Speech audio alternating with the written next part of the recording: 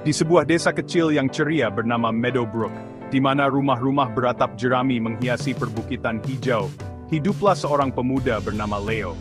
Dia bukanlah anak terkuat atau tertinggi di desa itu, tetapi dia memiliki hati yang penuh kebaikan dan semangat yang meluap-luap dengan keberanian. Semua orang di Meadowbrook mengenal Leo karena senyumnya yang cerah dan kesediaannya untuk membantu siapapun yang membutuhkan. Dia akan memperbaiki pagar yang rusak untuk Nyonya Gable tua, mengambil air dari sumur untuk keluarga dengan anak kecil, dan berbagi makan siangnya dengan siapapun yang terlihat lapar. Dia mencintai rumahnya, aroma roti yang baru dipanggang dari toko roti, dan suara anak-anak tertawa saat mereka bermain di dekat sungai. Itu adalah tempat yang damai, dan Leo berharap tempat itu akan tetap seperti itu selamanya. Suatu hari, bayangan gelap menyelimuti negeri itu. Raja Iblis, makhluk menakutkan bernama Morgreth, telah terbangun di kastil gelapnya di Gunung Blackrock yang jauh. Sihir jahatnya mulai meresap ke dunia, menyebabkan tanaman layu dan sungai menjadi keruh. Angin dingin bertiup melalui Meadowbrook, membawa bisikan ketakutan dan keputusasaan.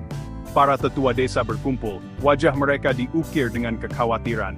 Mereka berbicara tentang ramalan kuno, yang menceritakan tentang seorang pahlawan dengan hati yang murni, yang akan cukup berani untuk menantang Raja Iblis, dan mengembalikan cahaya ke kerajaan.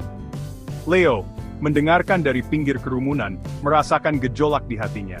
Itu adalah perasaan tugas, panggilan yang tidak bisa dia abaikan. Meskipun dia takut, Leo tahu dia tidak bisa berdiam diri sementara rumah dan teman-temannya menderita. Dia memutuskan bahwa dia harus menjadi orang yang melakukan perjalanan ke Gunung Blackrock. Malam itu, dia mengemas tas kecil berisi sepotong roti, kantung air, dan tongkat kayu kokoh yang diukir kakeknya untuknya. Dia pergi ke tetua desa, seorang pria tua bijaksana dengan mata yang ramah, dan mengumumkan niatnya. Tetua itu menatap Leo, bukan dengan terkejut, tetapi dengan anggukan lembut. Dia memberi Leo sebuah batu kecil yang halus yang bersinar dengan cahaya redup dan hangat. Ini adalah batu keberanian, kata tetua itu. Itu akan bersinar paling terang saat kamu paling berani. Jangan pernah menyerah, Leo. Keesokan paginya, saat matahari mulai mewarnai langit dengan nuansa merah muda dan oranye, Leo berdiri di tepi desa. Penduduk desa telah berkumpul untuk mengantarnya pergi. Wajah mereka campuran harapan dan kekhawatiran. Ibunya memeluknya erat, matanya penuh air mata, sementara ayahnya meletakkan tangan yang kuat dan bangga di bahunya. Jadilah cerdas dan baik hati, nasihat ayahnya. Kekuatan sejati bukan hanya di lenganmu, tetapi di pikiran dan hatimu. Dengan harapan baik dari penduduk desa yang menggema di belakangnya dan batu keberanian yang hangat di sakunya, Leo menarik napas dalam-dalam. Dia memalingkan wajahnya ke arah siluet Gunung Blackrock yang menyeramkan di kejauhan, dan memulai perjalanannya yang panjang dan berbahaya.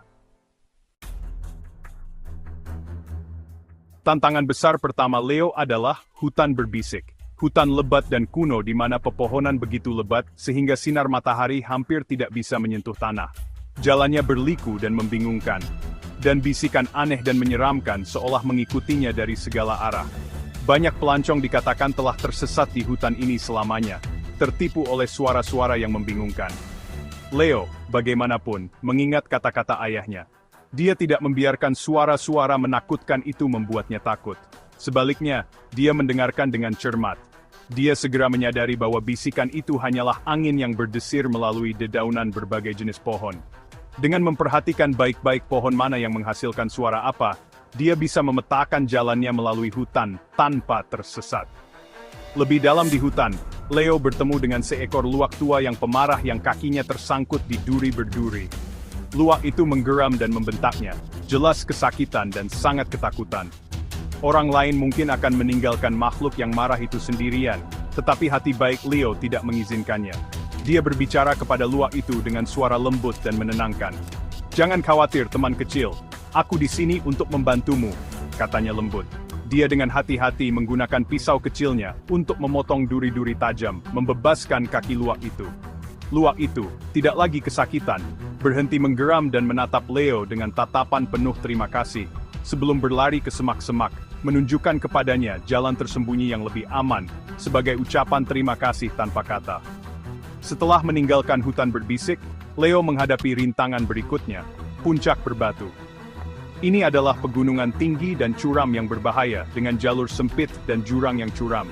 Sebuah sungai besar, terlalu lebar dan cepat untuk diseberangi, menghalangi jalannya. Satu-satunya jalan ke sisi lain adalah jembatan tali tua yang reyot yang dijaga oleh seekor griffin besar yang kesepian. Griffin itu tampak sedih dan tidak akan membiarkan siapapun lewat. Ia menjerit pada Leo saat dia mendekat, sayapnya yang kuat mengepak dengan mengancam. Leo bisa melihat bahwa melawan makhluk yang begitu megah akan bodoh dan salah. Dia harus menemukan cara lain untuk menyeberangi jembatan. Alih-alih mengeluarkan senjata, Leo memperhatikan bahwa Griffin itu menatap sedih ke sarangnya yang kosong di dekatnya. Dia ingat dia memiliki selimut kecil berwarna-warni di tasnya yang telah dikemas ibunya untuknya. Itu lembut dan hangat. Leo dengan hati-hati mendekati Griffin, mengulurkan selimut sebagai hadiah. "Ini untuk sarangmu," katanya dengan tenang, agar lebih nyaman. Griffin itu menatap selimut, lalu ke Leo. Matanya yang tajam melunak. Tampaknya ia memahami isyarat baik itu. Dengan anggukan kepalanya yang besar, Griffin itu mengambil selimut dan meletakkannya di sarangnya, lalu menyingkir, membiarkan pahlawan yang berani dan cerdas itu menyeberangi jembatan dengan aman. Akhirnya, setelah berhari-hari perjalanan, Leo tiba di kaki Gunung Black Rock. Udara di sini dingin dan berbau abu. Di puncaknya berdiri Kastil Raja Iblis, sebuah bangunan menakutkan dari batu hitam dan menara tajam yang seolah-olah mencakar langit badai. Sebuah jalan tunggal yang berliku mengarah ke gerbang besi besar. Gerbang itu tertutup rapat oleh kunci sihir yang kuat.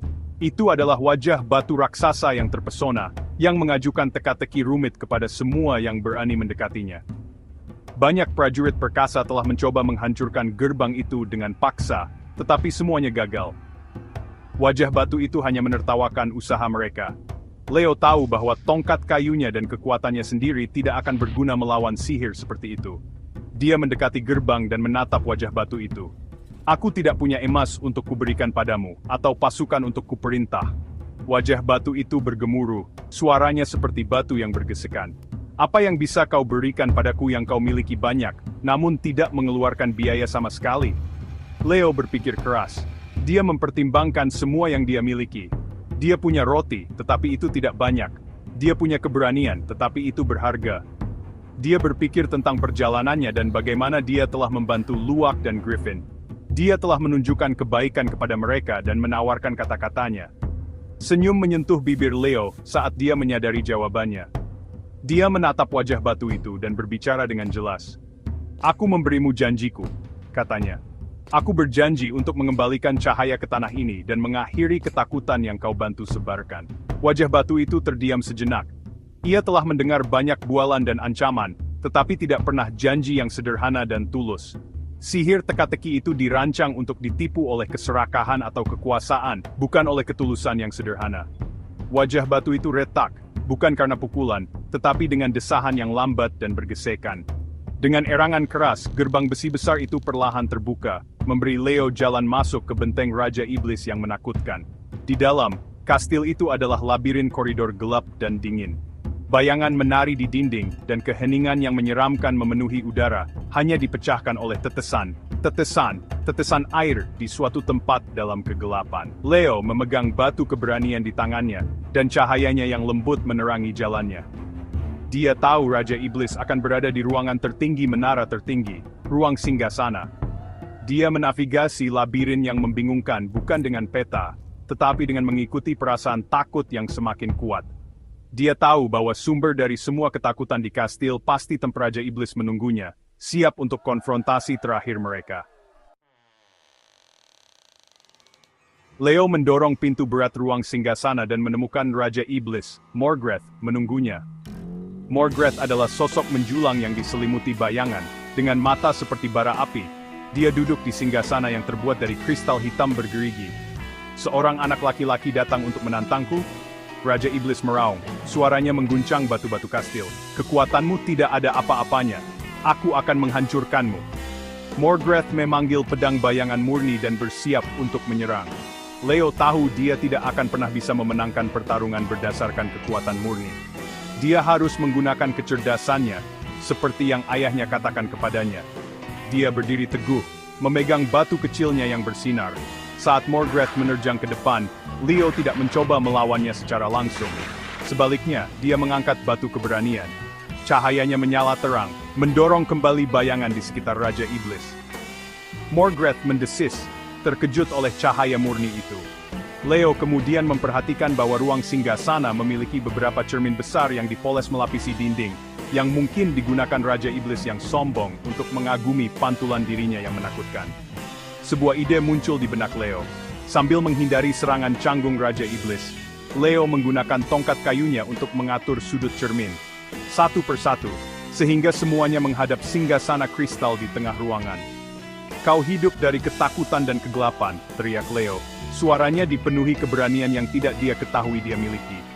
"Tapi kau tidak bisa melawan cahaya, terutama ketika itu adalah cahayamu sendiri."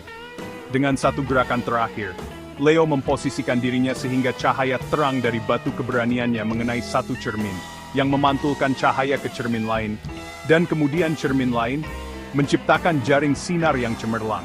Semua cahaya terfokus langsung pada Raja Iblis. Morgreth meraung kesakitan saat cahaya terkonsentrasi, diperkuat oleh singgasana kristalnya sendiri, mengenainya. Dia adalah makhluk yang terbuat dari bayangan, dan cahaya murni itu terlalu banyak baginya.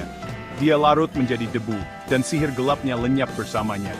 Dengan Morgreth dikalahkan, awan gelap di sekitar kastil terbelah, dan sinar matahari membanjiri ruang singgasana untuk pertama kalinya dalam berabad-abad. Perjalanan pulang jauh lebih mudah bagi Leo. Tanah sudah pulih, dengan matahari bersinar terang dan sungai mengalir jernih sekali lagi. Ketika dia akhirnya berjalan kembali ke Meadowbrook, dia bukan lagi hanya Leo. Dia adalah Leo sang pahlawan. Seluruh desa keluar untuk merayakan kepulangannya dengan pesta besar. Ada musik, tarian, dan tawa yang memenuhi udara. Leo, yang dirayakan oleh semua orang, tetaplah anak laki-laki yang baik hati dan rendah hati, membuktikan bahwa kekuatan terbesar adalah hati yang berani, dan pikiran yang cerdas.